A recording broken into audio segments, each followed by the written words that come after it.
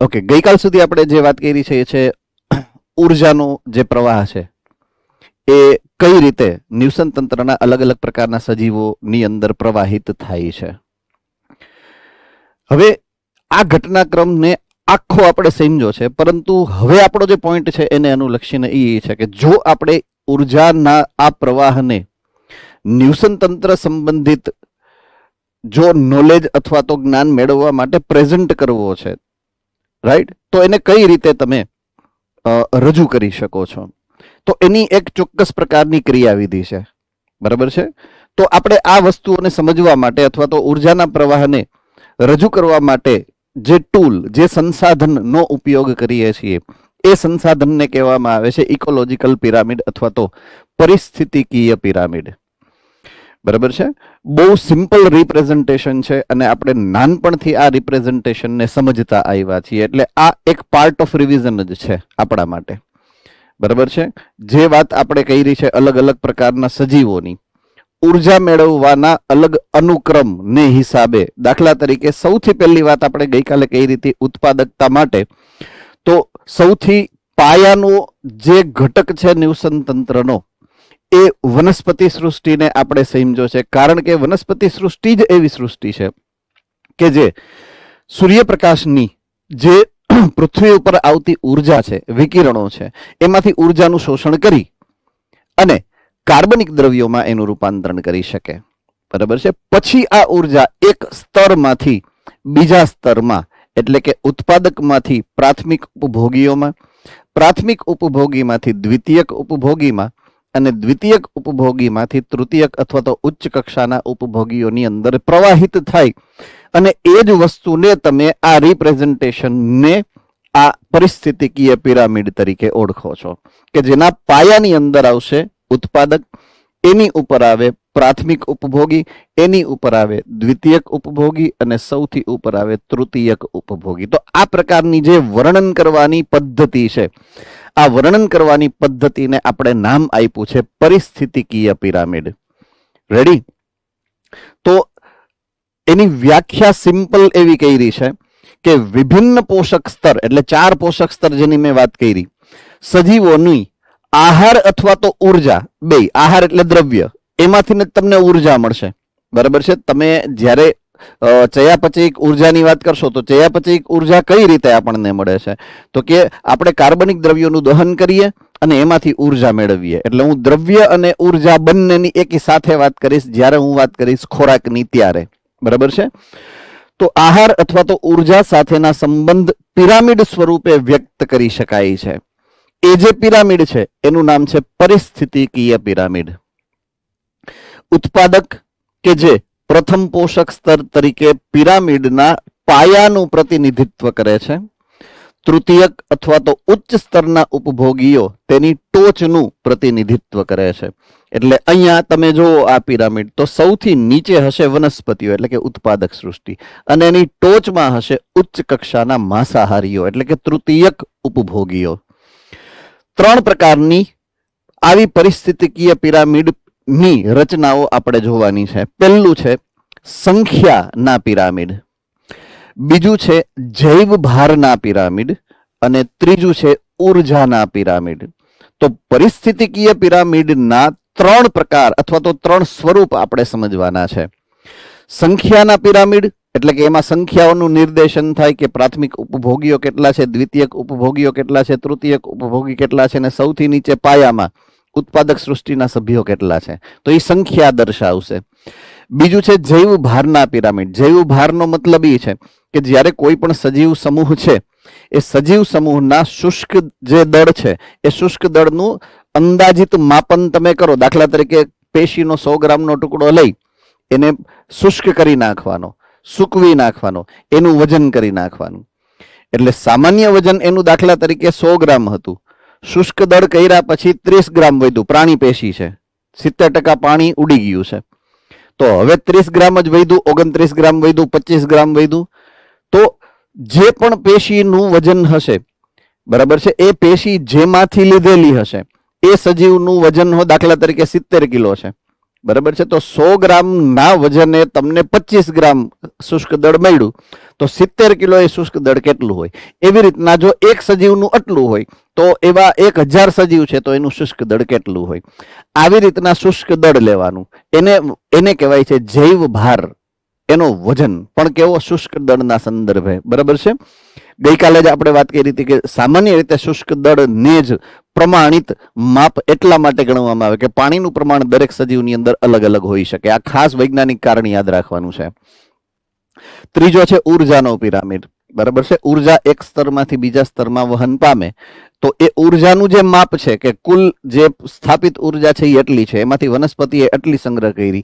વનસ્પતિની સંગ્રહિત ઉર્જામાંથી પ્રાણીઓની અંદર પ્રાથમિક ઉપભોગીમાં આટલી ગઈ, દ્વિતીયક ઉપભોગીમાં આટલી ગઈ અને છેલ્લે ઉપર ઉચ્ચ કક્ષાના જે તૃતીયક ઉપભોગી છે એમાં આટલી ઉર્જા ગઈ. તો જ્યારે ઉર્જાનું માપ લેશો ત્યારે ઉર્જાનું પિરામિડ છે, જૈવ ભારના વજનનું માપ લેશો ત્યારે જૈવ ભારનું પિરામિડ છે, અને સંખ્યાનું માપ લેશો તો એને કહેવાય છે સંખ્યાના પિરામિડ. બરાબર છે. ઓકે, અહીંયા સૌથી પહેલું જે ઉદાહરણ આપ્યું છે એ છે સંખ્યાના પિરામિડનું ઉદાહરણ. બરાબર છે. તો આ જે આકૃતિ અહીંયા દેખાય છે એ આકૃતિ પ્રમાણે અહીંયા સૌથી બેઝમાં એટલે કે પાયામાં વનસ્પતિ સૃષ્ટિના સભ્યો છે. એને ખાવાવાળા અહીંયા તૃણાહારી છે, એને ખાવાવાળા માંસાહારી છે, એને પણ ખાવાવાળા ઉચ્ચ કક્ષાના માંસાહારી છે. અહીંયા જે ઉદાહરણ રજૂ થયેલું છે વનસ્પતિ એટલે કે ઘાસ છે, એને ખાવાવાળા સસલા છે, એને ખાવાવાળા સાપ છે અને એને ખાવાવાળી સમડી છે. તો એ જ પ્રમાણે તમને ટેક્સ્ટબુકમાં આપેલું જે ઉદાહરણ છે. બરાબર છે. હવે સંખ્યાની વાત કરો તો સૌથી વધુ સંખ્યા ઘાસની હોય, એનાથી ઓછી સંખ્યા કોની હોય? સસલાની. એનાથી ઓછી સંખ્યા સાપની હોય ને આખા એરિયામાં કદાચ સમડી 1 કે 2 જ હોય. બરાબર છે. તો સંખ્યા હંમેશા ઉત્તરોત્તર ઘટતી જાય. સંખ્યાનો પિરામિડ સામાન્ય રીતે એવો હોય છે કે ઉચ્ચ કક્ષાના જે તમે નીચેથી ઉપર જશો એટલે ઉચ્ચ કક્ષાના જે ઉપભોગીઓ છે એની સંખ્યા ક્રમિક રીતે ઘટતી જતી હોય છે. તો સૌથી વધારે સંખ્યામાં કોણ હોય? તો કે પ્રાથમિક ઉત્પાદક. તો તૃણભૂમિના નિવસન તંત્રનો સંખ્યાનો પિરામિડ જે ઉદાહરણ તરીકે તમારી બુકમાં આપેલો છે એ મુજબ પ્રાથમિક ઉત્પાદકની સંખ્યા એમાં આપેલી છે 58,42,000. કુલ વનસ્પતિ છે એમાં ઘાસે આવી ગઈ, એમાં વૃક્ષો આવી ગયા, ક્ષુપ આવી ગયા, શાકીય વનસ્પતિ આવી ગઈ, બધું આવી ગયું. તો જે તે જંગલના વિસ્તારમાં કે જે તે તૃણભૂમિના વિસ્તારમાં, આ તૃણભૂમિ છે એટલે મોટા વૃક્ષો ને કદાચ અવગણી શકીએ આપણે, તો તૃણભૂમિની અંદર પ્રાથમિક ઉત્પાદકોની સંખ્યા ઘાસના કુલ છોડ અથવા તો નાના છોડ કે ક્ષુપની કુલ સંખ્યા છે 58,22,000. એની સામે પ્રાથમિક ઉપભોગીની સંખ્યા તમે જોશો તો ખૂબ ઓછી છે, એના કરતા ઓછી છે. કેટલી છે? તો કે 7,08,000. બરાબર છે. એની સરખામણીમાં દ્વિતીયક ઉપભોગીની સંખ્યા તમે જોશો તો એનાથી ને અડધી થઈ ગઈ છે, 3,54,000. અને છેલ્લે તૃતીયક ઉપભોગી ફક્ત 3 છે, અતિશય ઘટી ગઈ. તો આ જે પિરામિડનું રિપ્રેઝન્ટેશન છે એ સીધા પિરામિડ તરીકે કહેવાય. સામાન્ય પિરામિડ સીધો, કે જેમ જેમ તમે ઉપર જાઓ એમ કેવું થાય? સાંકડો થતો જાય છે, સંખ્યા ઓછી થતી જાય છે. બરાબર છે. તો આ જે ઉદાહરણ મેં તમને જણાવ્યું એ છે જૈવ ભારનો સીધો સામાન્ય પિરામિડ. હવે આવ્યો જૈવ ભારનો પિરામિડ. તો અહીંયા સીધો અને સામાન્ય પિરામિડ છે ને સામે બીજો ઉલટો પિરામિડ પણ છે. અહીંયા 2 પ્રકારના ઉદાહરણો તમને આપેલા છે. જ્યારે બીજા નંબર જૈવ ભારના પિરામિડની વાત કરું તો હવે જૈવ ભારનો મતલબ શું થાય ફરીથી યાદ કરવો પડે, મને ભૂલાઈ જાય વારે વારે તો જૈવ ભારનો મતલબ શું થાય? કોણ કહી શકે?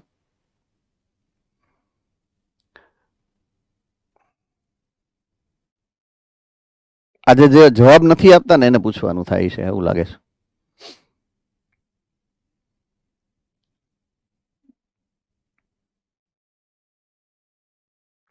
અમદાવાદ સેન્ટરે હાથ ઉપર નથી કર્યો.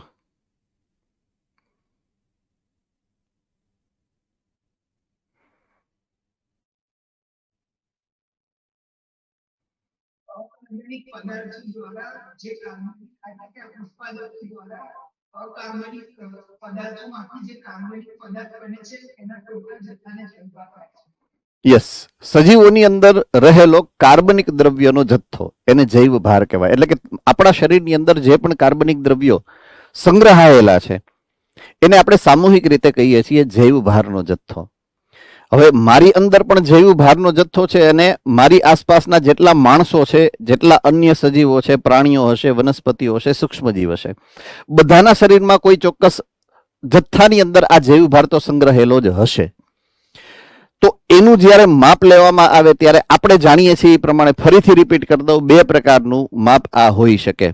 કાં તો એ શુષ્ક દળ હોઈ શકે અને કાં તો એ સામાન્ય વજન હોઈ શકે. બરાબર છે. સામાન્ય વજન એટલે મને સીધો ત્રાજવામાં મૂકી દીધો ને તોય લો, એને સામાન્ય વજન કહેવાય. મારી અંદરથી બધું જ પાણી ઉડાડી મને સૂકવી દીધો અને પછી જો મારું વજન કરવામાં આવે તો એને શુષ્ક દળ કહેવાય. બરાબર છે. તો શુષ્ક દળ જે છે એ સામાન્ય રીતે આઈડિયલ ગણવામાં આવે છે. જ્યારે જૈવ ભારનું માપન કરવાનું આવશે ત્યારે, હું ત્રીજી વાર આજના દિવસમાં રિપીટ કરું છું, હવે નહીં કરું. બરાબર છે. ઓકે. સો સામાન્ય પિરામિડનો જ્યારે જૈવ ભારનો પિરામિડ ગણો છો અથવા તો રિપ્રેઝન્ટ કરો છો ત્યારે હંમેશા એ સીધો મળે છે. બરાબર છે.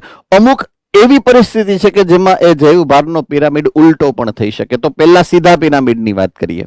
જે આકૃતિ તમને ટેક્સ્ટબુકમાં આપેલી છે એ પ્રમાણે પ્રાથમિક ઉત્પાદકની સંખ્યા 809 ની છે, પ્રાથમિક ઉપભોગીઓની સંખ્યા 37 ની છે, દ્વિતીયક ઉપભોગીની સંખ્યા 11 ની છે અને તૃતીયક ઉપભોગીની સંખ્યા 1.5. એ સરેરાશ લીધી હોય એટલે. બરાબર છે. તો આ 1.5 એટલે દોઢ પ્રાણી કેમ ગણવું, એવી રીતના નથી લેવાનું, એ સરેરાશ લીધેલું હોય એટલે. હે ને? તો આ રીતે આ શુષ્ક વજન જે છે એ એનું સરેરાશ કાઢીને લીધું એટલે 1.5 આવ્યું હોય. દાખલા કે 5 પ્રાણીઓ હોય, બધાના આટલા હોય તો એના ડિવાઇડેડ બાય 5 કરો એટલે 1.5 આવ્યું હોય. એટલે એવું હોઈ શકે. એટલે અહીંયા આ પ્રાણીની સંખ્યા નથી કે 1.5 પ્રાણી છે એવું નથી, આ વજનની વાત છે. 1.5 કિલોગ્રામ પર મીટર સ્ક્વેર છે. હે ને? એટલે એ મિસઅન્ડરસ્ટેન્ડિંગ નહીં કરવાની આપણે એક્ઝામની અંદર. તો આ સંખ્યાનો પિરામિડ નથી, આ જૈવ ભારનો પિરામિડ છે ને આ વજન છે, શુષ્ક વજન છે કિલોગ્રામ પર મીટર સ્ક્વેરનો, કે 1 મીટર બાય 1 મીટરનો કોઈ ટુકડો છે એની અંદર રહેલા કુલ સજીવો, એ સજીવોનું શુષ્ક દળ કેટલું, તો એનું આ માપ છે. તો ઉત્પાદક સૃષ્ટિના સભ્યો હંમેશા વધુ જૈવ ભારમાં હોય અને ઉચ્ચ કક્ષાના તૃતીયક ઉપભોગીઓ હંમેશા ઓછા દળમાં હોય છે. આ સામાન્ય પિરામિડની વાત કરું છું. બરાબર છે. હવે અમુક વખતે જૈવ ભારનો ઉલટો પિરામિડ પણ જોવા મળે છે. એ ખાસ યાદ રાખવાનું, ક્વેશ્ચન આવો જ આવે કે ઉલટો પિરામિડ કેમાં જોવા મળે.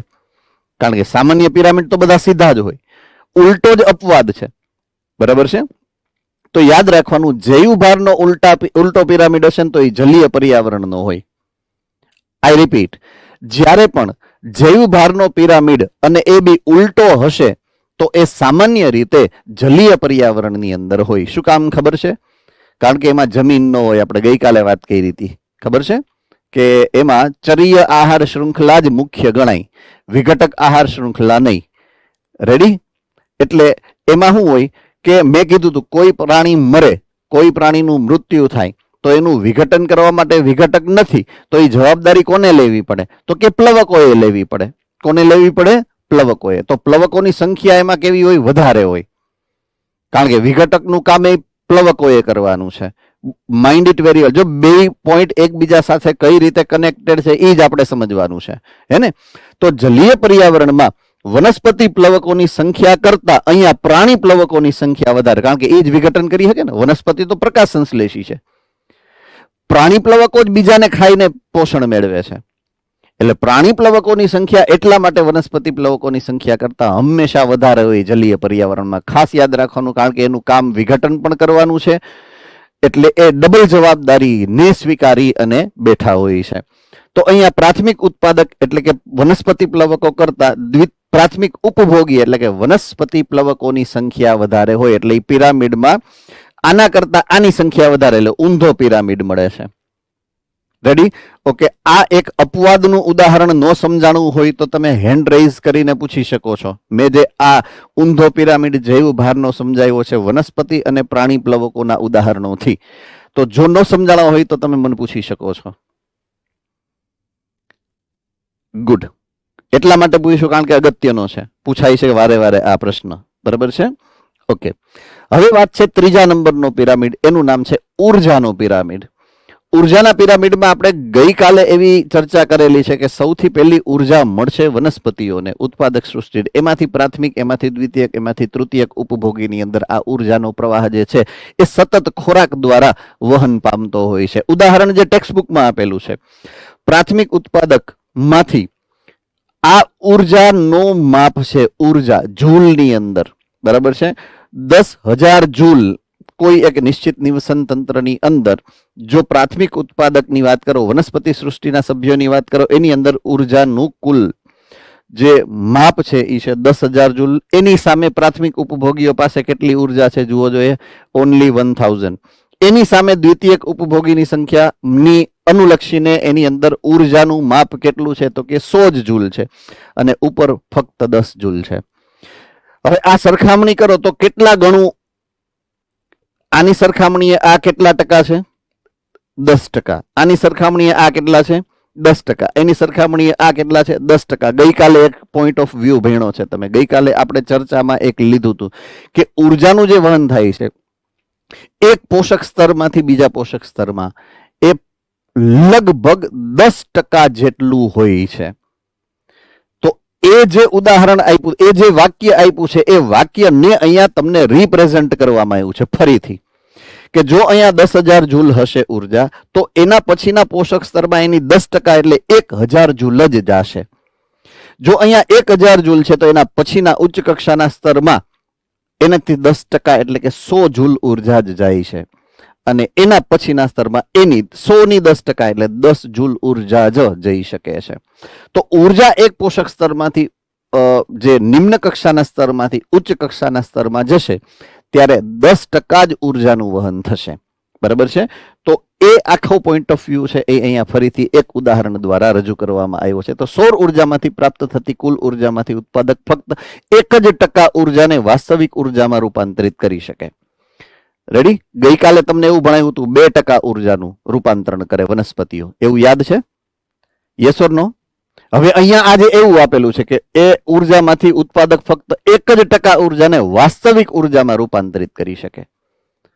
ત્યારે 2% હતું, અહીંયા 1% છે. તો ઈ ભાઈ ખોટા કાં તો હું ખોટો અત્યારે, બરાબર છે. તો બેયની જે અસંગતતા છે એના વિશે તમે શું જસ્ટિફિકેશન આપી શકો? Yes, Modasa centre. પૂરી ઉત્પાદન 2% થાય, પણ સ્વ સંદર્ભમાં વ્યય થાય 1%, એટલે વાસ્તવિક 1%. Very good answer. એ જે વાત હતી 2% એ કુલ ઉત્પાદનની હતી. અત્યારે જે વાત કરવામાં આવી છે એ વાસ્તવિક ઉત્પાદન, એટલે કે એના પછીની સૃષ્ટિ માટે અવેલેબલ હોય, બરાબર છે. જો આ જ છે પોઈન્ટ ઓફ વ્યૂ, આ જ છે કન્સેપ્ટનું નોલેજ, આ જ છે તમે કઈ રીતના વાંચી અને સમજો છો, અને આ જ રીતે પ્રશ્નમાં આપણે ગોથા ખાવાની શક્યતા હોય છે સામાન્ય રીતે, બરાબર છે. એટલા માટે સ્પેશિયલી એવા જ્યાં જ્યાં પોઈન્ટ્સ હશે અહીંયા હું તમને ઇન્ટેન્શનલી ચીટીઓ ભરીને પૂછીશ કે આમાં કેમ આમ છે એમ, એટલે એનાથી તમને બી આઈડિયા આવે કે કઈ પ્રકારના પ્રશ્નો હોઈ શકે છે એમ, હે ને. સો આ છે ઉર્જાનો પિરામિડ. ત્રણેય પિરામિડમાં તમને જો કોઈને ક્યાંય કોઈ એકેય ઉદાહરણની અંદર તકલીફ પડી હોય, ન સમજાણું હોય તો હેન્ડ રેસ કરી શકો છો. આ રિવિઝન હતું એટલે બહુ આમાં જાજુ ઓલું નહોતું, ટૂંકમાં અઘરો પોઈન્ટ નહોતો મારી દ્રષ્ટિએ, એટલે બહુ જાજુ એક્સપ્લેનેશન મેં કરેલ નથી આમાં. તો કોઈને કઈ પ્રશ્ન હોય તો પૂછી શકો છો. ડન છે, ઓકે. હવે પરિસ્થિતિકીય પિરામિડ જે 3 સમજ્યા, હવે એને અનુલક્ષીને થોડુંક વધારે જેને કહેવાય ને એક્સપ્લેનેશનની વાત, વધારે એક્સપ્લેનેશન, વધારે ચોખવટની વાત છે એના કેરેક્ટરિસ્ટિક ફીચર, લાક્ષણિકતાઓની, બરાબર છે. ઓકે, ઉર્જાનું પ્રમાણ, જૈવભાર કે સંખ્યા. આપણે 3 પિરામિડ જોયા. છેલ્લે આપણે જોયો ઉર્જા, એની પહેલા જોયું જૈવભાર, ને સૌથી પહેલા જોયું સંખ્યા. 3 માંથી કોઈ પણ પિરામિડ હોય એની ગણતરીમાં દરેક પોષક સ્તરે રહેલ બધા જ સજીવોનો સમાવેશ કરવો જોઈએ, બરાબર છે. પણ હકીકતમાં એવું શક્ય નથી બનતું ક્યારેક ક્યારેક. તો આપણે એ જોવાનું છે કે ક્યારે નથી બનતું શક્ય એવું. ક્યારેક એક વ્યક્તિગત સજીવ એક જ સમયે એકી સાથે એકથી વધારે પોષક સ્તરમાં જોવા મળતો હોય છે, બરાબર છે.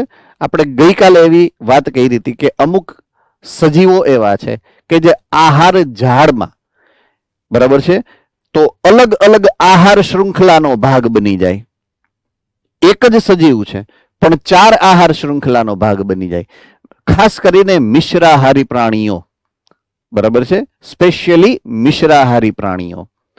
તો એ પ્રકારના જે સજીવો છે એની આ વાત સ્પેશિયલી કરી છે. એમાં ઉદાહરણ નથી આપ્યું, પણ ગઈકાલે એ ઉદાહરણની ચર્ચા કરેલી છે, બરાબર છે. તો ક્યારેક એક વ્યક્તિગત સજીવ એક જ સમયે એકી સાથે એક કરતા વધુ પોષક સ્તરની સાથે સંકળાય છે.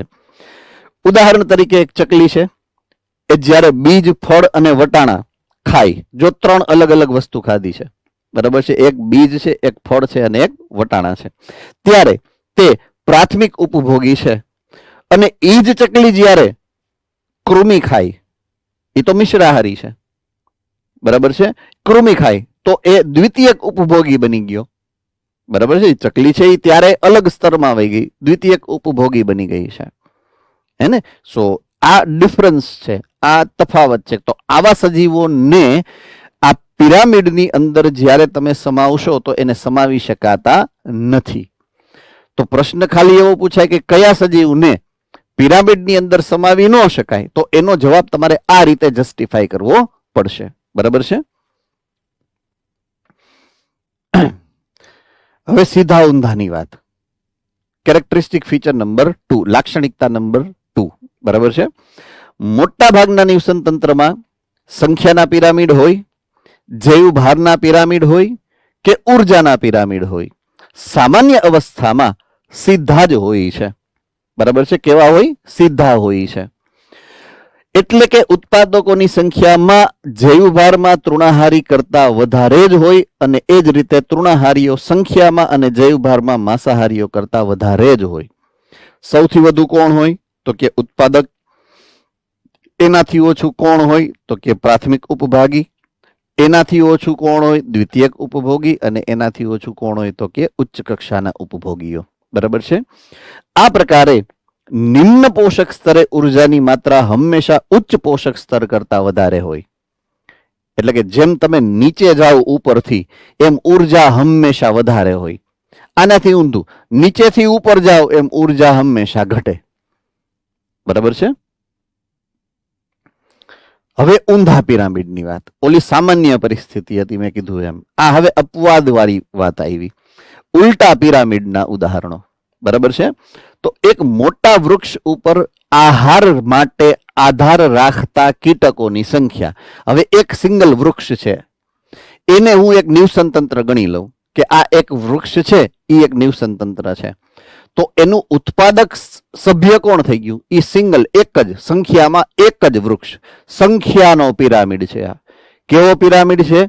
સંખ્યાનો, બરાબર છે. વૃક્ષનો સંખ્યાનો પિરામિડ. તો એમાં પ્રાથમિક જે ઉત્પાદક છે એ એક જ છે, વૃક્ષ.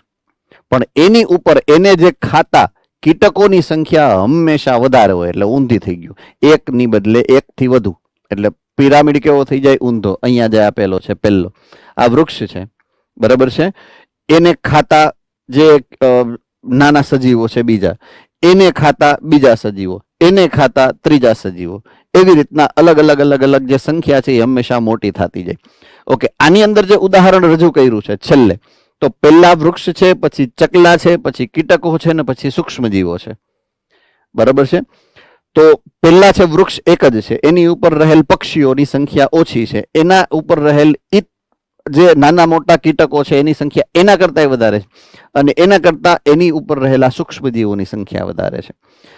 આમાંથી આ પોષણ મેળવે, એમાંથી આ પોષણ મેળવે, એમાંથી આ પોષણ મેળવે, એવી રીતના એકબીજા પોષક સ્તરોની અંદર ગોઠવણી પામતા હોય છે. મૂળભૂત રીતે આ સંખ્યાનો પિરામિડ જ્યારે એક સિંગલ વૃક્ષનો ગણવામાં આવશે તો એ હંમેશા ઊંધો રહેશે. તો ઊંધા પિરામિડનું આ બીજું ઉદાહરણ છે. આઈ રિપીટ, ઊંધા પિરામિડનું આ બીજું ઉદાહરણ. પહેલું ઉદાહરણ કયું જોયું હતું તમે? જલીય પર્યાવરણમાં પ્લવકોની સંખ્યા, બરાબર છે.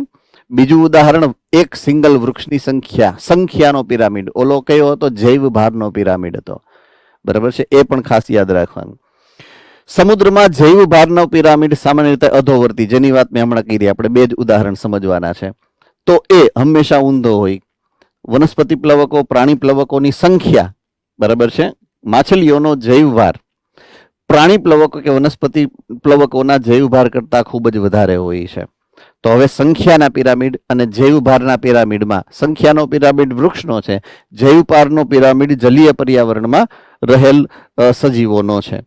તો પ્રાણી પ્લવકો અને વનસ્પતિ પ્લવકોની સંખ્યા ભલે વધારે, ઓલો સંખ્યાનો પિરામિડ હતો, આ જૈવભારના પિરામિડની વાત કરી. તો સંખ્યાનો પિરામિડ જ્યારે ગણવામાં આવશે તો સંખ્યા ભલે વનસ્પતિ પ્લવકો કે પ્રાણી પ્લવકોની વધારે છે અને ભલે માછલીઓની ઓછી છે, પણ બધાય સૂક્ષ્મજીવોને એકત્રિત કરી અને હું વજન કરું અને બધી માછલીને એકત્રિત કરીને વજન કરું તો વજન કોનું વધારે થાય? તો કે માછલીઓનું. સિમ્પલ. તો વજનમાં જૈવભારમાં માછલીઓ હંમેશા વધી જાય. કોનાથી? તો કે પ્લવકોથી. એટલે એનો પિરામિડ પણ હંમેશા ઊંધો, અને એનાથી ઉચ્ચ કક્ષાના સજીવો એના કરતા વધી જાય વજનમાં. એટલે આ 3 અલગ અલગ પ્રકારના ઉદાહરણો અહીંયા ઊંધા પિરામિડના ઉદાહરણ તરીકે આપેલા હોય છે.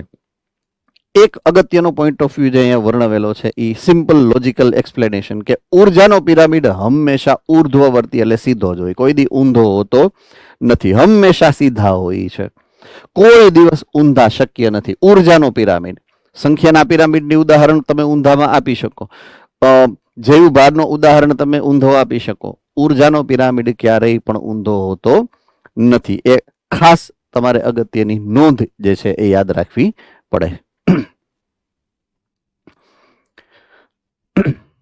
ઓકે, પરિસ્થિતિકીય પિરામિડની જ્યારે આપણે રચના કરતા હોઈએ ત્યારે એ બનાવવામાં નડતા અમુક પ્રશ્નો છે, મર્યાદાઓ છે, બરાબર છે. એ મર્યાદાની અત્યારે આપણે ચર્ચા કરીએ તો પિરામિડમાં એવી જાતિઓનો સમાવેશ થાય કે જે 2 કે 2 થી વધુ પોષક સ્તરો સાથે સંબંધિત હોય તો એને તમારે ગણતરીમાં લેવાની નથી. હમણાં થોડીક વાર પહેલા આપણે ચર્ચા કરી, 2 સ્લાઇડ પહેલા, કે આહાર ઝાડ જ્યારે બનતી હોય એમાં જે મિશ્રાહારીઓ છે કે જે એક સમયે 1 થી વધુ આહાર શૃંખલાની અંદર ગોઠવાતા હોય, દાખલા તરીકે ચકલીનું ઉદાહરણ હતું. એ ચકલી જ્યારે ફળ ખાય છે કે બીજ ખાય છે, બરાબર છે, તો એ તૃણાહારી ગણાય છે. એ જ ચકલી જ્યારે એની આસપાસ રહેલ પર્યાવરણમાંથી કીટકોને આરોગે તો એ દ્વિતીયક ઉપભોગીમાં ગણતરીમાં આવી જાય.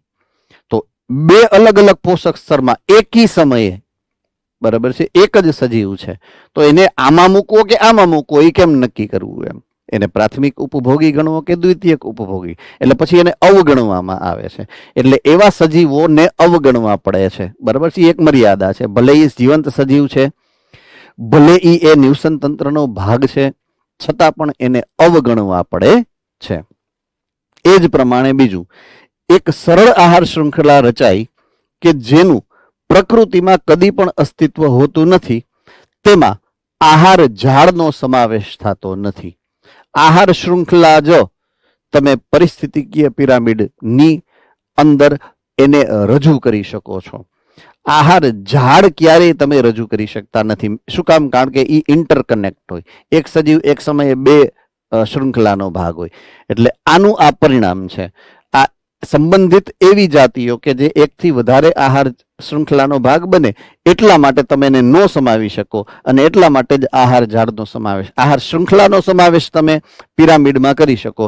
આહાર ઝાડનો તમે જે ગણતરી તમે જ્યારે પિરામિડ બનાવો છો ત્યારે કરી શકતા નથી. નેક્સ્ટ, મૃતોપજીવીઓ, બરાબર છે. મૃતોપજીવી સજીવ એટલે મોટા ભાગના વિઘટક સૃષ્ટિના સભ્યો. એ બેક્ટેરિયાથી લઈ અને ફૂગ સૃષ્ટિ ના આ જે કહેવાય કે જેને મેઇન મુખ્ય પાયાના ઘટકો છે. 2 પ્રકારની આપણે ચરણ શૃંખલા અને ઓલી વિઘટક સૃષ્ટિની 2 પ્રકારની આહાર શૃંખલાની વાત કરી, તો 2 અગત્યની છે, અને દરેક સજીવે 2 ઘટના ચક્રમાંથી પસાર થવું જ પડે છે. જ્યારે હું જીવંત છું ત્યારે હું ચરીય આહાર શૃંખલાનો ભાગ છું, પણ જ્યારે મારું મૃત્યુ થશે ત્યારે હું ભાગ બની જઈશ કોનો? તો કે મૃત અવશેષીય જે શૃંખલા છે એનો. તો દરેક સજીવ બંને શૃંખલાનો ભાગ બનતા હોવા છતાં જે પાયાનો ભાગ છે મૃત અવશેષીય આહાર શૃંખલા, એટલે કે મૃતોપજીવી સજીવો, એને ક્યારેય ગણતરીમાં લેવામાં આવતા નથી પરિસ્થિતિકીય પિરામિડના રિપ્રેઝન્ટેશનમાં આપણે જોયું પહેલા કે 4 સ્તર છે. આ જે 4 સ્તર, એમાં સૌથી પહેલું જે સ્તર છે એ કોનાથી બનેલું છે? તો કે ઉત્પાદક સૃષ્ટિથી. પછી આવ્યા પ્રાથમિક ઉપભોગી, પછી આવ્યા દ્વિતીયક ઉપભોગી, પછી આવ્યા તૃતીયક ઉપભોગી, પછી આવ્યા કદાચ ઉચ્ચ કક્ષાના. તો ક્યાંય વિઘટક નથી, હે ને? મૃતોપજીવી સજીવોને ક્યાંય સ્થાન આપવામાં આવ્યું નથી. એટલે છેલ્લો પોઈન્ટ એ છે કે મૃતોપજીવી સજીવોને ક્યારેય આ પરિસ્થિતિકીય પિરામિડની અંદર સ્થાન આપવામાં આવેલું નથી. બરાબર છે? તો એ પોઈન્ટ અહીંયા આપણે પૂરો કરીએ છીએ. કયો? તો કે પિરામિડ વાળો. હવે વાત એક અલગ પોઈન્ટ ઓફ વ્યૂની છે. બરાબર છે? પરિસ્થિતિકીય અનુક્રમણ. હવે નામ અનુક્રમણ છે, જેનો અર્થ એવો થાય છે કે અનુક્રમે થતી પ્રક્રિયા. અનુક્રમણ એટલે અનુક્રમે થતી પ્રક્રિયા. હવે આપણે અત્યારે જે પોઈન્ટ ઓફ વ્યૂ, જે દ્રષ્ટિકોણ, જે કોન્સેપ્ટ ભણીએ છીએ એ ન્યુસન તંત્રનો ભણીએ છીએ. તો ન્યુસન તંત્રની અંદરની પરિસ્થિતિની વાત હું કરું છું. ન્યુસન તંત્રની પરિસ્થિતિના બદલાવની વાત કરું છું. કે ન્યુસન તંત્ર જ્યારે બને ત્યારે શું હોય, અમુક સમય પછી કેવું હોય, અમુક સમય પછી કેવું છે, અમુક સમય પછી કેવું છે. એ જે પરિસ્થિતિઓનો જે બદલાવ છે એને સામૂહિક રીતે કહેવામાં આવે છે પરિસ્થિતિકીય અનુક્રમણ. બરાબર છે? આઈ રિપીટ, પરિસ્થિતિકીય અનુક્રમણનો મતલબ એવો આપણે સમજવાનો છે, સામાન્ય મતલબ, જેને કારણે તમને યાદ રહી જાય અને જેને કહેવાય ને કે ક્રમ, એના જે ક્રમ છે એ યાદ રાખવા મુશ્કેલી ના પડે.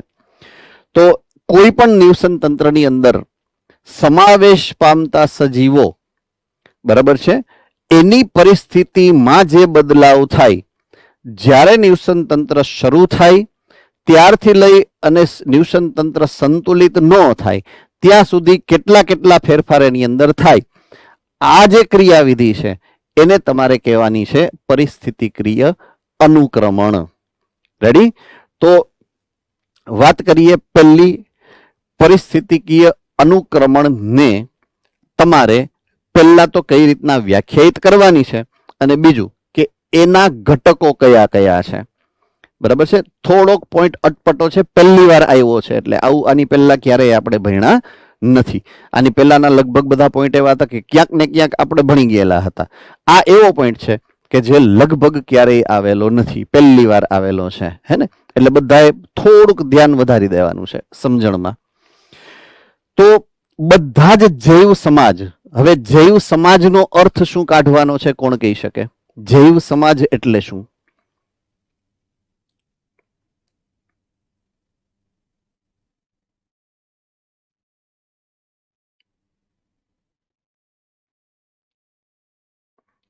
યસ, રાજકોટ ગુરુકુલ. ઘણા બધા નિવસન તંત્રનો સમૂહ. Okay, anything else?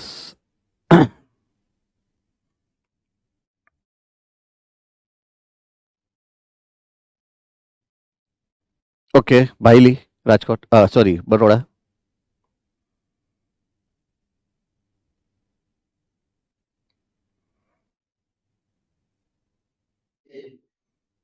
જીવંત સજીવોનો સમૂહ. Okay, fine. દાખલા તરીકે હું વ્યક્તિગત સજીવની વાત કરું, સિંગલ, એક જ. હવે એનો જ્યારે સમૂહ બને તો એને વસ્તી કહેવામાં આવે. કોઈ એક નિશ્ચિત પ્રકારની જાતિના વ્યક્તિગત સભ્યોની જે સંખ્યા છે એને તમે કહો છો વસ્તી.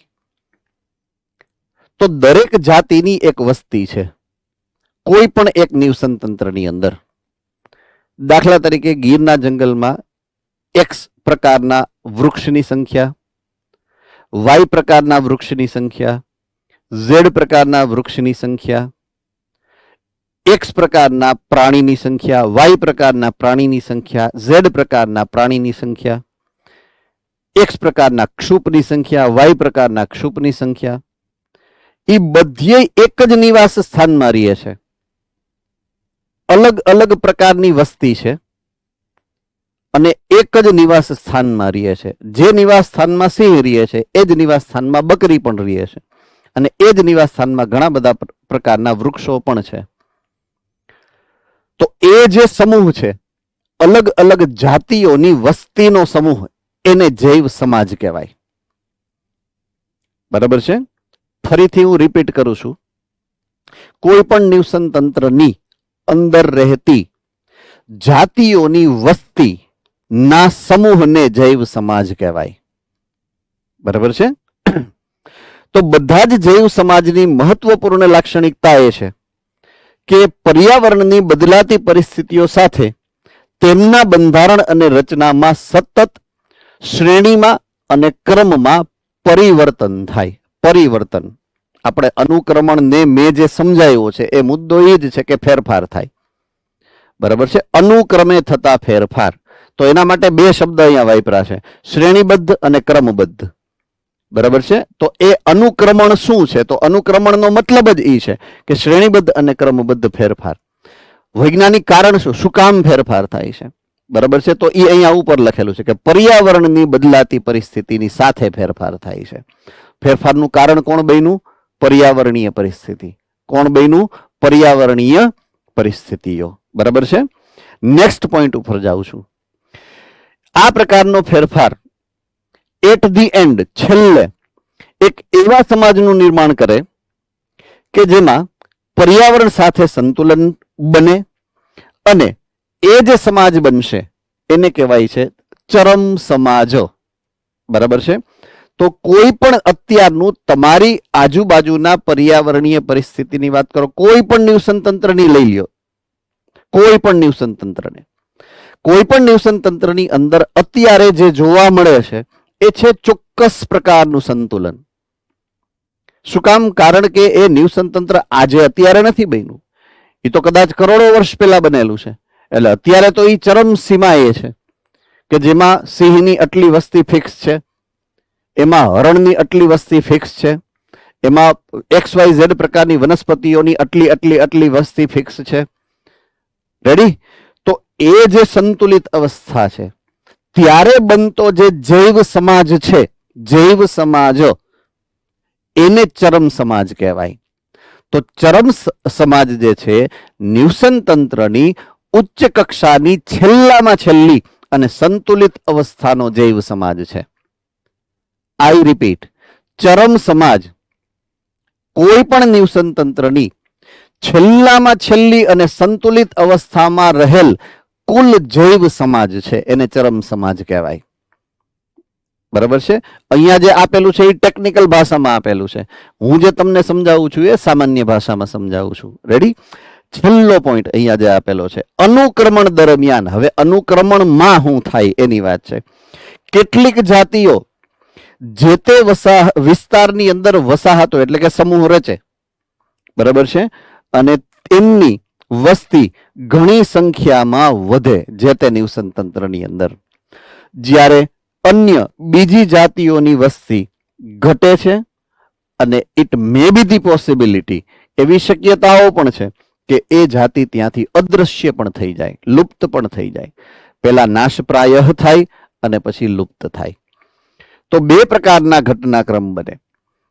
અમુક વસ્તી ખૂબ વધે, જૈવ સમાજમાં અમુક પ્રકારની જાતિઓની વસ્તી વધે છે, અને જૈવ સમાજમાં અમુક પ્રકારની જાતિઓની સંખ્યા પહેલા ઘટે અને પછી શક્યતા છે કે લુપ્ત પણ થાય.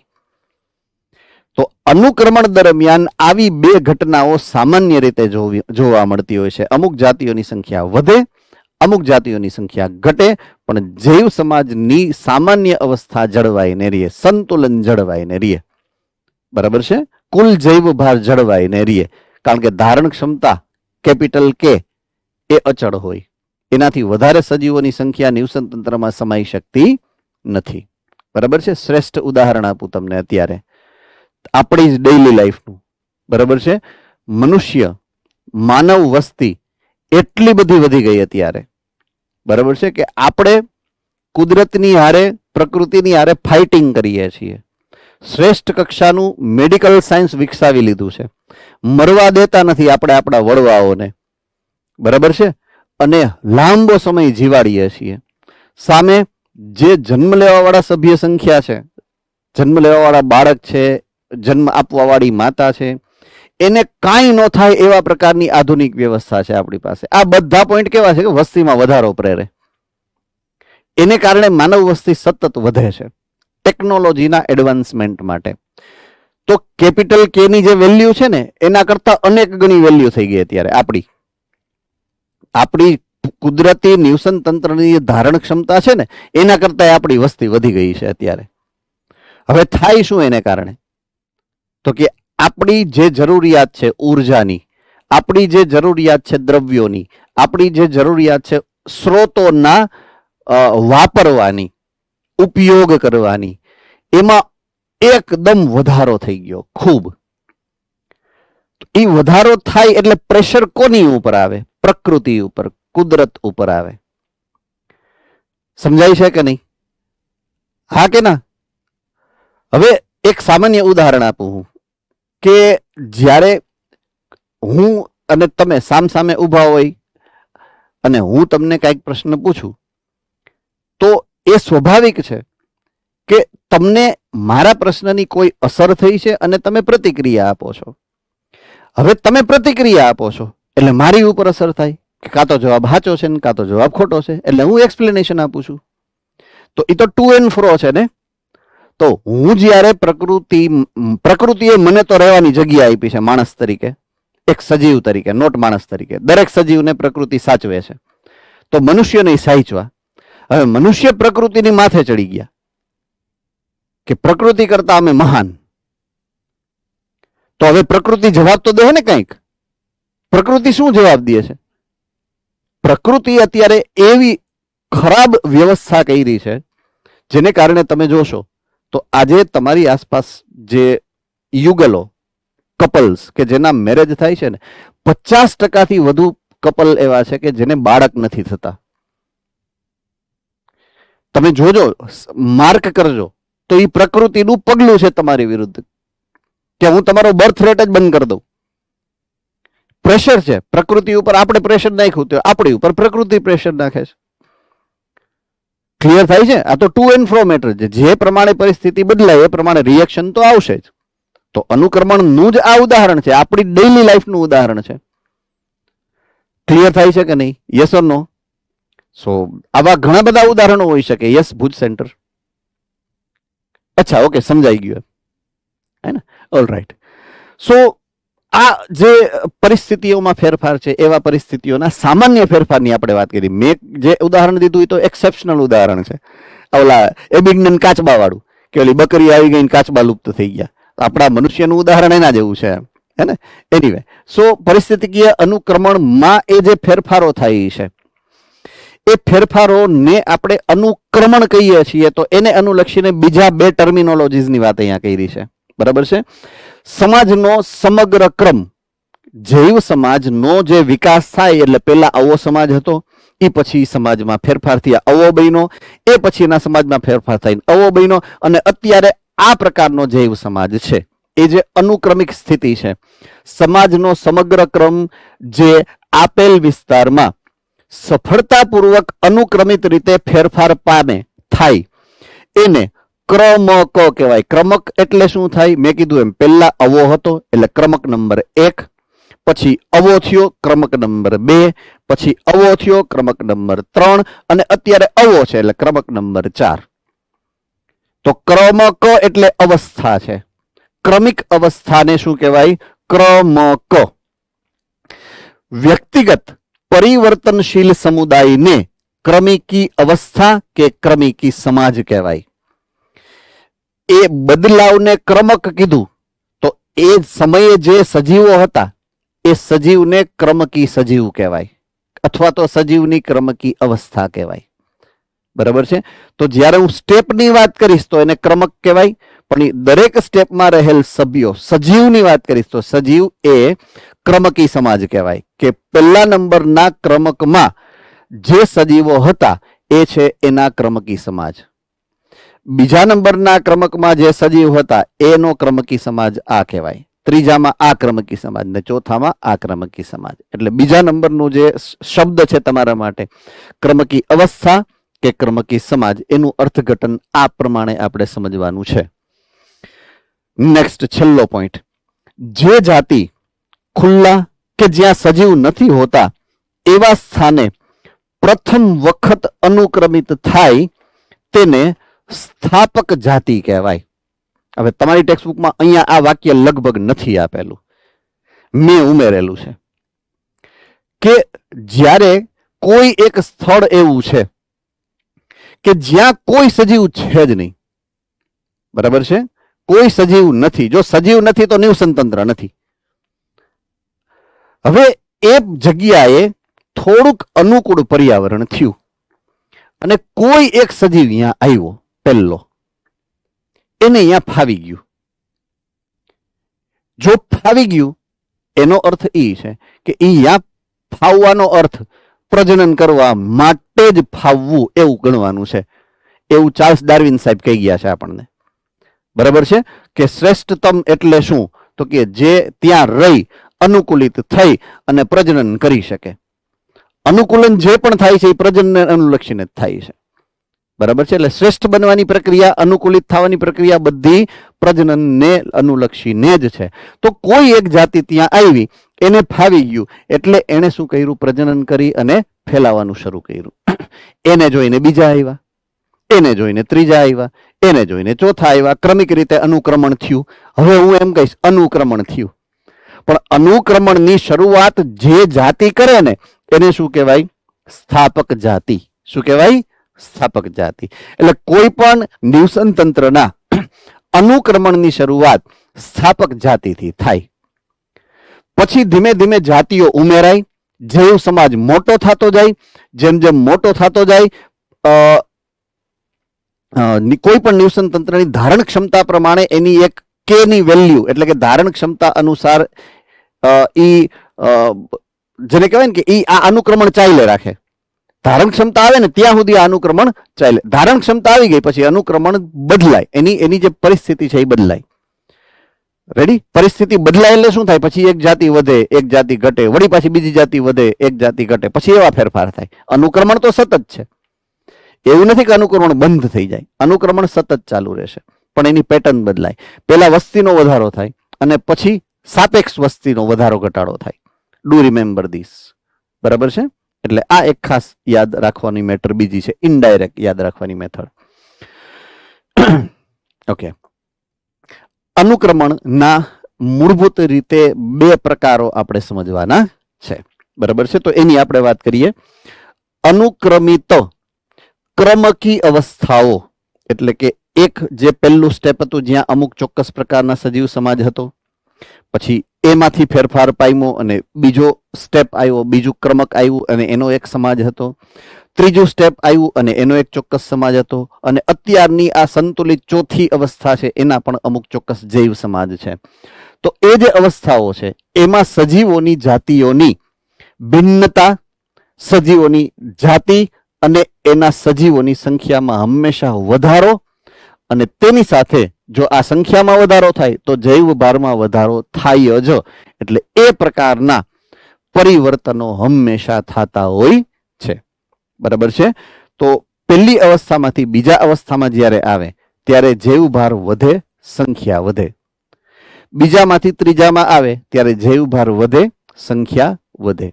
ત્રીજામાંથી ચોથામાં આવે ત્યારે સંતુલિત અવસ્થામાં આવ્યું ત્યારે પણ એ ફેરફાર થયો જ, સંખ્યાનો વધારો થયો, જૈવ ભારમાં પણ વધારો થયો છે, બરાબર છે.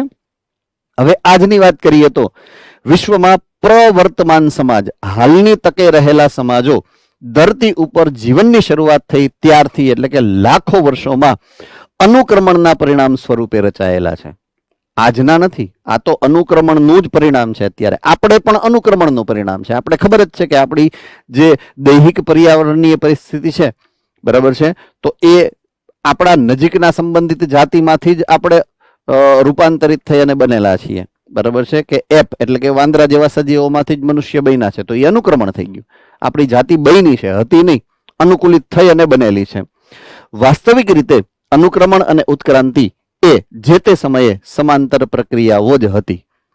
મેં ઉદાહરણ આપ્યું એ શેનું આપ્યું? ઉત્ક્રાંતિનું. કેને અનુલક્ષીને આપ્યું? અનુક્રમણને.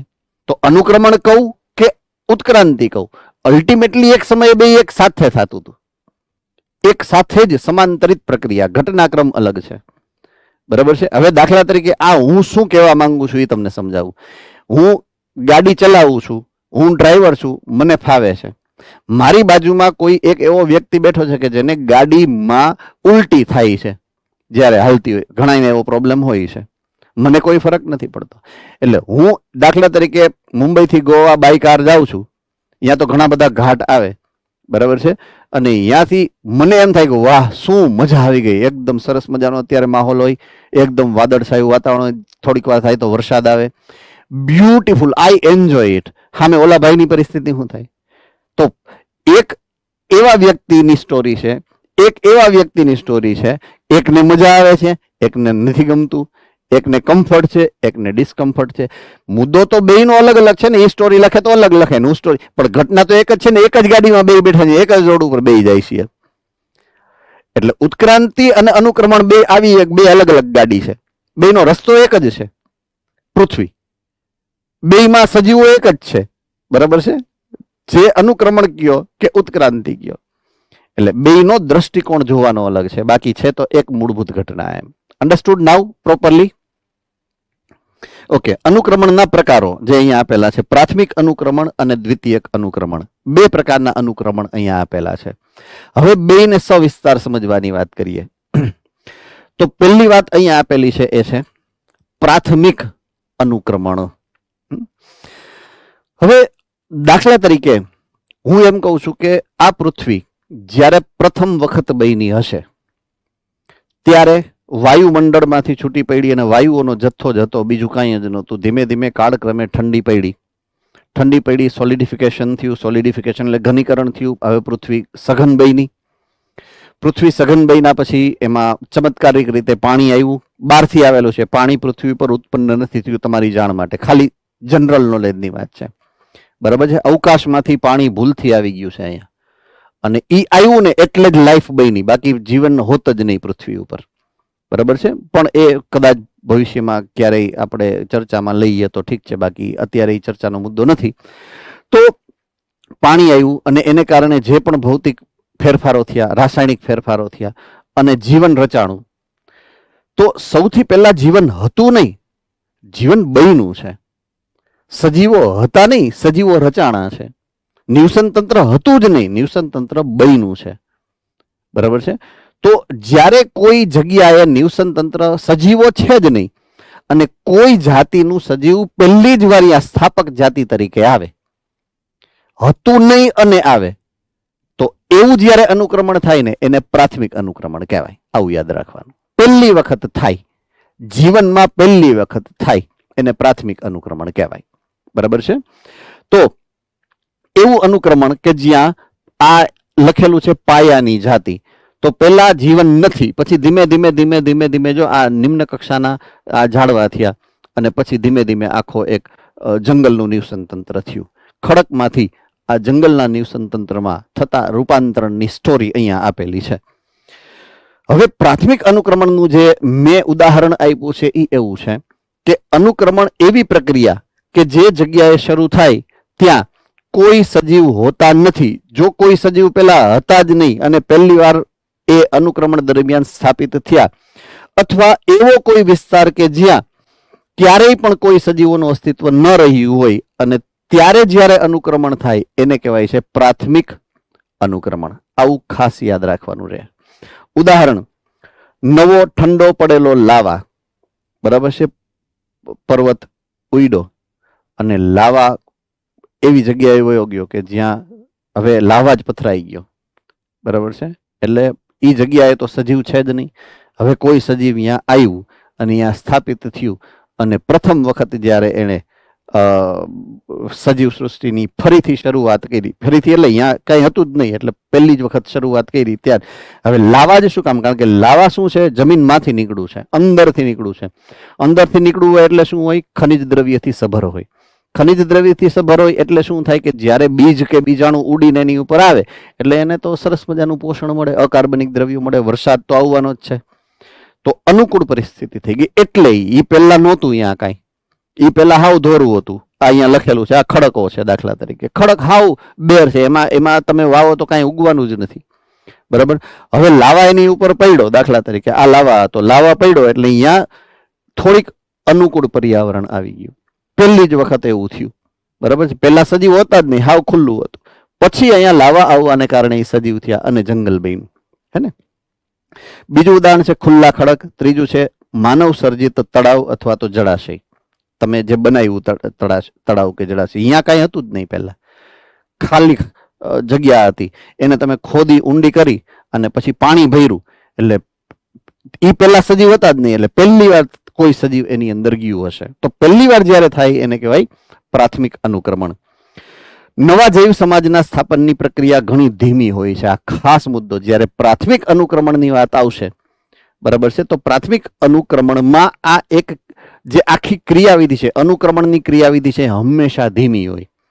એનું રીઝન, એનું કારણ એવું છે કે એની જો કોઈ પણ સજીવને રહેવું છે, કોઈ પણ સજીવને જીવવું છે, કોઈ પણ સજીવને અનુકૂલિત થવું છે, કોઈ પણ સજીવને પ્રજનન કરવું છે, એની પાયાની જરૂરિયાત છે પહેલું પાણી અને બીજું પોષક દ્રવ્ય, અકાર્બનિક દ્રવ્યો.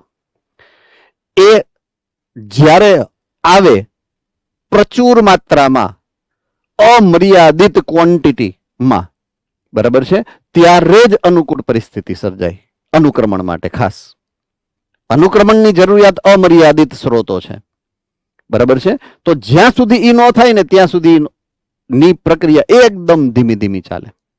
એટલા માટે આ પ્રક્રિયા હંમેશા ધીમી હોય છે. વિવિધ સજીવોના જૈવિક સમાજની સ્થાપન થાય એ પહેલા ત્યાં જમીન હોવી જરૂરી છે. હવે અહીંયા જમીન ક્યાં છે? આ તો ખડકો છે. જમીનનો અર્થ છે માટી હોવી જોઈએ, બરાબર છે. હવે આમાં માટો ક્યાં લેવા જાઓ? પાણા હે આવડા મોટા મોટા. હવે પાણામાં ક્યાં વનસ્પતિઓ પોતાના મૂળનું સ્થાપન કરી શકે? એટલે તો અહીંયા છે નહીં કે જો વનસ્પતિ ન થાય તો પ્રાણી ન થાય, સિમ્પલ, બરાબર છે. એટલે અહીંયા જમીન બનવી જરૂરી છે. હવે આની અંદર જમીન બનવા માટે કેટલા બધા કારક હોય, વરસાદ પડે ને, ભાંગે ને, તૂટે ને, સૂર્યપ્રકાશની અસરથી તૂટે ને, એમ કરતા કરતા કરતા મિલિયન્સ ઓફ ધી યર્સ, લાખો વર્ષો થાય ત્યારે આમાંથી આ બને, આમાંથી આ બને. તો જમીનનું નિર્માણ થાય પછી જ આ પ્રક્રિયા શરૂ થઈ શકે, કવિ એવું કહેવા માંગે છે અહીંયા, બરાબર છે. તો સૌથી પહેલા જમીન હોવી જરૂરી છે. જ્યાં સુધી આમાંથી જમીન ન બને ત્યાં સુધી આ ઘટનાક્રમ ન થાય. થઈ શકે જો ઓલો લાવા પડે તો, કારણ કે એ અકાર્બનિક દ્રવ્યોનો ભંડાર જ છે, ડાયરેક્ટ સીધે સીધું થાય, હે ને. તમે ઘણી વાર કદાચ એ માર્ક કર્યું હોય તો, મકાન કે જમીન આપણે લીધી હોય ને પછી એમાં મકાન બનાવવાની શરૂઆત કરી હોય તો ઓલા બોરવેલ બનાવીએ આપણે, તમને ખબર હોય તો. બોરવેલ બનાવો એટલે અંદર બોરવેલ જેમ જેમ હાઈડો અંદર ઉતરતો જાય એમ એમ પછી ઓલો સાઈડા વાળો એમ કે સાહેબ હવે અંદર ઉતરતું નથી, અંદર તો એ પથ્થર આવી ગયા, અંદર પથ્થર આવી ગયા. તો અહીંયા પથ્થર ક્યાંથી આવ્યો?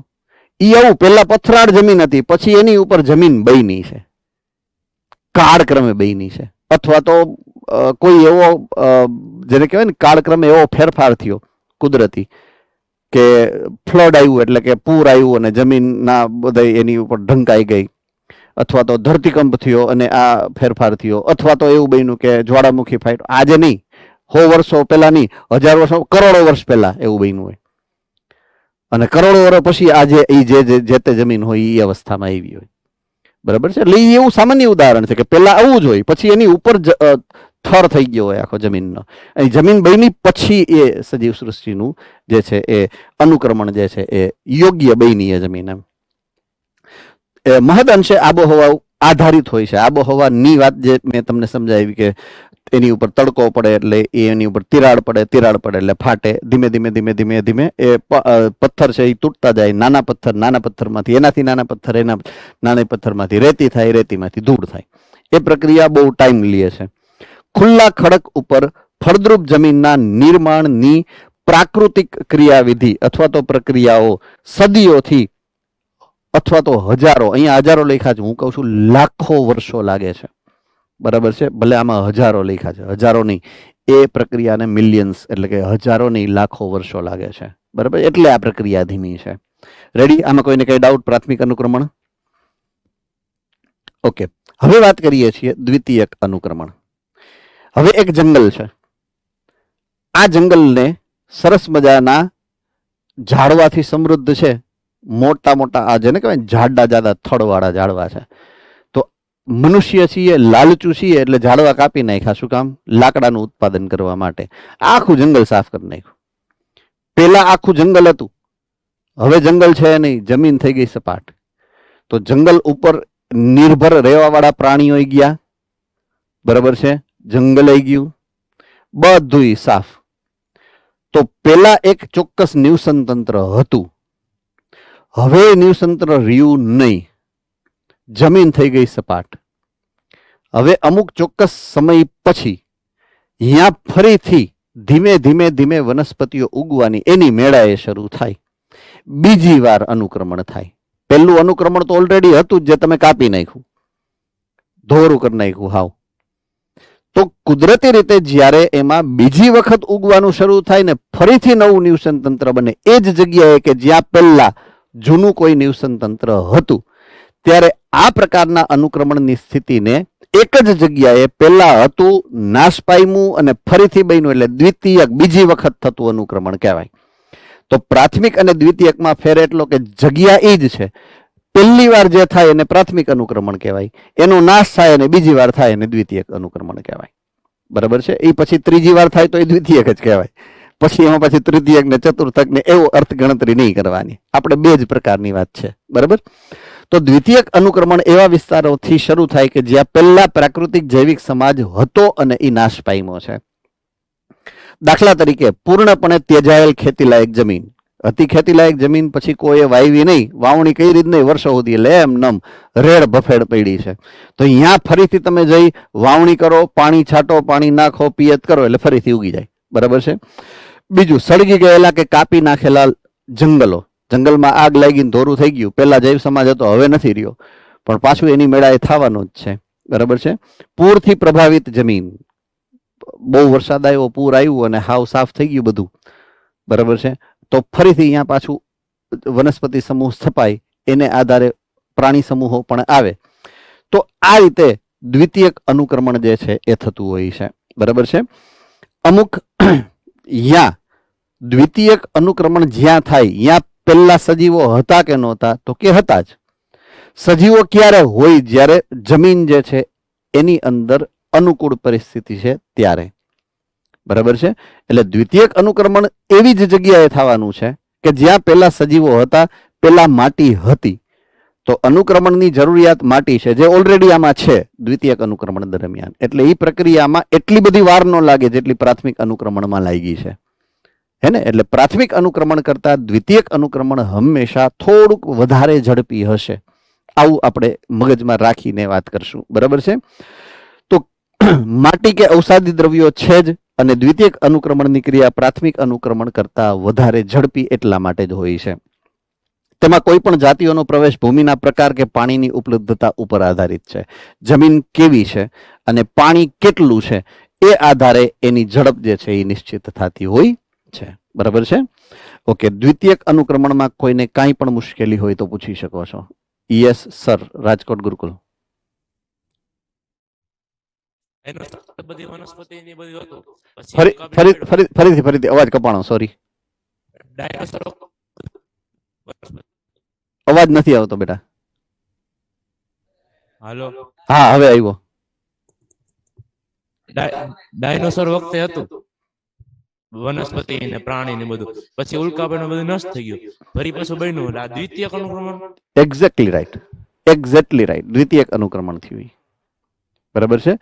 હવે એ સમયે કેવું થયું હશે? સે ફોર એક્ઝામ્પલ કે ભાઈ ઉલ્કાપિંડ પડ્યો, એને કારણે આપણે કેમ કૂતરું હોય દાખલા તરીકે સૂતું હોય, અથવા તો એની ઉપર તમે પાણી નાખો, પછી કૂતરું ઊભું થઈ આમ જોરથી ઝાટકે એટલે ચારે બાજુ ધૂળ કે પાણી ઉડે. સેમ વસ્તુ થઈ કે પૃથ્વીની સપાટી આખી ઢંકાયેલી છે, કાં તો પાણીથી અથવા તો ધૂળથી, જમીનથી. જેવો ઓલો પથ્થરો ભટકાણો એની યારે ઉલ્કાપિંડ જોરથી, એટલે આપણે કલ્પી ન શકીએ, અને એટલી તીવ્ર જેને કહેવાય ને કે ઉર્જા જે અણુ બોમ્બ તો ઠીક, પરમાણુ બોમ્બ જેટલા પૃથ્વી ઉપર છે ને એના કરતા એને ઘણી વધારે ઉર્જાથી ભટકાણો. ઇન શોર્ટ તો થયું શું કે પૃથ્વી આમ આખી ધ્રુજી ગઈ. ધ્રુજી એટલે શું થાય? એની ધૂળી ઉડી અને એનું પાણી છે એના ટીપાઈ ઉડ્યા. હવે એ મિશ્ર થયા ક્યાં? તો કે વાતાવરણમાં. એટલે અલ્ટિમેટલી એવું થયું, વાતાવરણ આખું ધૂંધળું થઈ ગયું. એટલું ધૂંધળું થઈ ગયું કે મહિનાઓ વર્ષો સુધી સૂર્યપ્રકાશ જે છે એ પહોંચી જ ન શક્યો. પ્રાણીઓ નહોતા મર્યા, વનસ્પતિઓ નહોતી મરી. સૂર્યપ્રકાશના અભાવે ભવિષ્યમાં 1 મહિનો, 2 મહિના, 5 મહિના વનસ્પતિઓ પછી હાવ અંધારામાં શું કરે? પ્રકાશ સંશ્લેષણ તો કરી ન શકે. અને એનો પ્રભાવ જ એટલો હતો, એનાથી બળ જ એટલું ઉત્પન્ન થયું હતું કે એને સૂર્યપ્રકાશ પૃથ્વીની સપાટીનું ગુરુત્વાકર્ષણ એ ધૂળને આકર્ષીને ઝડપથી બેહાડી ન હોય ગયું ટૂંકમાં. અત્યારે કેમ આપણે એક ફેનોમિના, એક ઘટના કે બ્રહ્માંડ વિસ્તરે છે એવી તમને ખબર છે? બ્રહ્માંડ આજની તારીખે બ્રહ્માંડ હજી વિસ્તરે છે એ ખબર છે? બિગ બેંગ વાદ પછી એવી ખબર છે કઈ? યસ, રાજકોટ ગુરુકુલ ખબર છે. All right, done. તો ઈ બિગ બેંગ વાદ કેદી થયો હશે? એ ધડાકો મે બી અબજો વર્ષો પહેલા. પણ એ થયો તો ત્યારે બળ જ એટલું છૂટ્યું હતું કે હજી એની અસર છે. એ બળ જ એટલું હતું કે આજની દિવસે હજી એની અસર છે. સો સેમ વે ધડાકો થયો એનું બળની અસર બહુ લાંબા સમય સુધી રહી અને એને કારણે વનસ્પતિઓ નષ્ટ પામી. વનસ્પતિઓ નષ્ટ પામે તો પ્રાણીઓની શું વિસાત? પ્રાણીઓએ નષ્ટ પામ્યા. બરાબર છે. હવે એ સમયમાં જે દર નિવાસીઓ હતા, હવે પાણીની અંદર હતા એ બચી ગયા, પોઈન્ટ ટુ બી નોટેડ. જે સજીવ સૃષ્ટિ, જલીય સજીવ, ખાસ કરીને સમુદ્રી સજીવો બચી ગયા હતા એ સમયે પણ, જેની ક્ષમતા એવી હતી કે જે પાણીમાં જઈ શકે એ બચી ગયા. પહેલી વસ્તુ, કારણ કે પાણીમાં રસાયણ સંશ્લેષી અનુકૂલન છે. રેડી? બીજા કોણ બચ્યા? તો કે એવા મોટા સજીવો કે જે દર નિવાસી હોઈ શકે. પછી મૃત અવશેષોમાંથી એને પોષણ લઈ લીધું હશે. તો એ સમયે સસ્તનો બચ્યા હતા. જે તે સમયે નાના નાના હતા, એ મોટા થઈ જ ન હોય ગયા, કારણ કે પ્રભાવી કોણ હતું? ડાયનાસોર. એ મોટા થવા જ નહોતું દેતું. તો ત્યારે સજીવ સૃષ્ટિ 4 પ્રકારની હતી. હું ઉચ્ચ કક્ષાના પ્રાણીઓની વાત કરું, પૃષ્ઠવંશીઓની વાત કરું. મત્સ્યો પણ હતા જે બચી ગયા, ઉભયજીવીઓ હતા, પાણીમાં રહી શકે, બચી ગયા. સરીસૃપો પણ પાણીમાં રહેતા એ સમયે બચી ગયા. અને મનુષ્યો સસ્તનો હતા, એમાંય ઘણા પાણીમાં હતા, ઘણા પાણીની બહાર હતા. જે લોકો દર નિવાસી હતા એ બચી ગયા. એટલે પછીની જે અનુક્રમણ થયું, પોઈન્ટ, હવે આપણો અનુક્રમણને અનુલક્ષીને વાત કરું. પછીનું જે અનુક્રમણ થયું, પરિસ્થિતિ જેમ જેમ થાળે પડતી ગઈ એમ, તો એ જે બચેલા 4 સમૂહો હતા, એટલે કે મત્સ્ય વર્ગ હતો, પછી ઉભયજીવી હતો, પછી સરીસૃપ હતો, પછી વિહગ હતો, અને પછી આપણે હતા. એમાં સૌથી વધારે બુદ્ધિ કોનામાં હતી? આપણામાં. એટલે પછી સસ્તનો પ્રભાવી બની ગયા, હારે હાર દોડ કરી ત્યારે. બરાબર છે. એટલે આ અનુક્રમણમાં પરિસ્થિતિ કેવી હતી એને આધારે થયું છે તો દ્વિતીયક અનુક્રમણ ડેફિનેટલી. બરાબર છે. આઈ હોપ સમજમાં આવી ગઈ છે મારી દરેક વાતને તમને. Okay, fine. અનુક્રમણ ના વર્ણનની જ્યારે વાત આવે ત્યારે સાવ એક બેઝિક વસ્તુ એ છે કે અનુક્રમણની શરૂઆત હંમેશા વનસ્પતિ સમૂહો જ કરશે. બરાબર છે. અનુક્રમણમાં સૌથી પહેલું સ્થાપન વનસ્પતિ સમૂહોનું જ થશે. પછી જ એને આધારિત પ્રાણી સમૂહો નિશ્ચિત થશે. કોઈ પણ નિવસન તંત્રમાં, પર્યાવરણમાં પણ એમ જ બન્યું છે. તમારા પૃથ્વીના જૈવાવરણમાં એવું જ થયું છે. પહેલા વનસ્પતિઓ જ આવી છે. વનસ્પતિઓ આવી, લીલ સૌથી પહેલા બની. બરાબર. જે તમને શું કહેવાય, આખી ચેપ્ટર નંબર 2, ચેપ્ટર નંબર 3 અને ચેપ્ટર નંબર 4 માં જે ક્રમ આપેલો છે ને, ઉત્ક્રાંતિનો નહીં પણ વર્ગીકરણનો, એ ઉત્ક્રાંતિક ક્રમ છે. સૌથી પહેલા મોનેરા આવ્યા છે, પછી પ્રોટિસ્ટા બન્યા છે. બરાબર છે. પછી ધીમે ધીમે લીલ આવી, લીલમાંથી દ્વિઅંગી, ત્રિઅંગી અને એ બધી વનસ્પતિઓ બની. પછી મીનવાઇલ ઈ જ્યારે દ્વિઅંગીઓ અને ત્રિઅંગીઓ બનતા હતા ત્યારે પ્રાણી સમૂહોનું પણ અસ્તિત્વ શરૂ થયું, એટલે અપૃષ્ઠવંશીઓ બન્યા. પણ પહેલા વનસ્પતિ સમૂહો બન્યા છે, કારણ કે પ્રાણીઓને પોષણ માટે કોની ઉપર આધારિત હોય? તો કે વનસ્પતિ સમૂહ. તો વનસ્પતિ બને જ નહીં તો પ્રાણી ક્યાંથી બને? એટલે હંમેશા વનસ્પતિ સમૂહો પ્રાણી સૃષ્ટિ પહેલા અનુક્રમિત થતા હોય છે. આ એક ઘટનાક્રમ હંમેશા કોઈ પણ નિવસન તંત્ર માટે સમાન રીતે લાગુ પડતો હોય છે. તો પરિસ્થિતિકીય અનુક્રમણનું વર્ણન સામાન્ય રીતે વનસ્પતિ સમૂહના પરિવર્તન ઉપર ધ્યાન કેન્દ્રિત કરે છે. જેવી વનસ્પતિ એવા જ એના ખાનારા પ્રાણી હોય. તેથી વનસ્પતિ સમૂહનું પરિવર્તન વિવિધ પ્રકારના પ્રાણીઓ માટે ખોરાક અને આશ્રય સ્થાનને ડાયરેક્ટલી પ્રભાવિત કરતું હોય છે. જેમ જેમ અનુક્રમણની ક્રિયા આગળ વધે તેમ તેમ પ્રાણી સમૂહોની સંખ્યા અને પ્રકારો તેમજ વિઘટકો પણ સતત બદલાય છે. તો અનુક્રમણમાં બદલાવની શરૂઆત વનસ્પતિ કરે, સ્થાપનની શરૂઆત વનસ્પતિ કરે. જેવી વનસ્પતિ એવા પ્રાથમિક ઉપભોગી, જેવા પ્રાથમિક ઉપભોગી એવા દ્વિતીયક. તો જો પાયામાં ફેરફાર થાય તો આખી શૃંખલામાં ફેરફાર થાય. બરાબર છે. ઉપરના ફેરફારને નીચેની કોઈ અસર ન થાય, પણ નીચેના ફેરફારને આખી શૃંખલામાં અસર કરતી હોય છે. તો કોઈ પણ નિવસન તંત્રના પ્રાણીઓની જે વિવિધતા છે એ કોને આધારે નક્કી થાય છે? તો કે વનસ્પતિ સમૂહની વિવિધતા ઉપર. જો વનસ્પતિઓની વિવિધતામાં ફેરફાર થયો તો પ્રાણીઓની વિવિધતામાં ફેરફાર થવો ફરજિયાત થઈ જાય છે. કોઈ પણ સમયે કુદરતી કે માનવ પ્રેરિત ખલેલ, આગ હોય, આપણે વન કાપી નાખીએ, વન નાશ હોય, એના દ્વારા અનુક્રમણની ચોક્કસ પ્રકારની ક્રમિક અવસ્થાઓ પહેલાની અવસ્થામાં રૂપાંતરિત કે તબદીલ થઈ જાય છે. એની પહેલાના સ્ટેજમાં વયો જાય. ઓકે, એક ક્રમક છે એમાંથી રૂપાંતરિત થઈ બીજું ક્રમક થયું, બીજું ક્રમક થઈને ત્રીજું થયું, ત્રીજામાંથી ચોથું. અત્યારના જંગલનો, હવે તમે જંગલ કાપી નાખો એટલે એ પહેલાની અવસ્થામાં પહોંચી ગયા પાછા. એટલે એની પહેલાની અવસ્થામાં પાછી તબદીલ થવું એટલે રૂપાંતરિત થઈ જવું. બરાબર છે. આવા પ્રકારની ખલીલથી એવી નવી સ્થિતિઓનું નિર્માણ થાય કે જેમાં અમુક વખતે નવી જાતિઓનો પણ વિકાસ થાય અને અમુક વખતે એવી પરિસ્થિતિ પણ આવે કે જૂની જે જાતિઓ છે એ જૂની જાતિઓ લુપ્ત થઈ જાય, નાશ પામે. તો અમુક વખતે આવા ખલેલને કારણે નવી જાતિનું સર્જન થાય, અમુક વખતે આવી ખલેલથી જૂની જે જાતિઓ છે એ લુપ્ત પણ થઈ શકે છે. એટલે બંને પ્રકારની અસરો થઈ શકે છે. કુદરતી ખલેલ થાય અને માનવ સર્જિત ખલેલ પણ પડશે. બેમાંથી કોઈ પણ પ્રકારનું. જ્યારે પ્રાકૃતિક પર્યાવરણની બેલેન્સ્ડ સ્થિતિ છે, સંતુલિત સ્થિતિ છે, એમાં કોઈ પણ પ્રકારના ફેરફારને, કોઈ પણ પ્રકારના ખલેલથી બે પ્રકારની અસર થઈ જાય. જાતિ નિર્માણ, નવી જાતિ પણ બને અને જાતિ લુપ્તતા પણ થઈ શકે, જૂની જાતિ અદ્રશ્ય પણ થઈ શકે છે. બરાબર છે. તો આ વાત થઈ ફેરફારની. તો નૈસર્ગિક નિવાસ સ્થાનો, બરાબર છે, એના અલગ અલગ પ્રકારના જે અનુક્રમણો છે, એના જે બે પ્રકારો છે એની વાત હવે આજે આપણે નથી કરતા, સમય થઈ ગયો છે. એટલે અહીંયાથી આપણે આવતીકાલે આગળ વધશું કે બે પ્રકારના જે અનુક્રમણો થાય છે. બરાબર છે. ખાસ કરી અને વનસ્પતિના સંદર્ભે આપણે સમજશું, કારણ કે સ્થાપક હંમેશા વનસ્પતિઓ હશે. અનુક્રમણની શરૂઆત કોણ કરશે? વનસ્પતિઓ.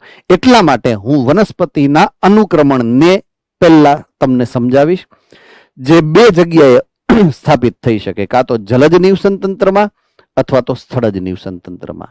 તો જલજ નિવસન તંત્રનું નિર્માણ કઈ રીતે થાય? વનસ્પતિઓ દ્વારા. અને જલજ નિવસન તંત્ર સ્થળજ નિવસન તંત્રમાં જમીનનું સ્થાપન કેમ થાય અને વનસ્પતિ કેમ સ્થાપિત થાય, એ બંને પ્રકારની ક્રિયાવિધિઓથી આપણે આવતીકાલે આગળ વધશું. બરાબર છે.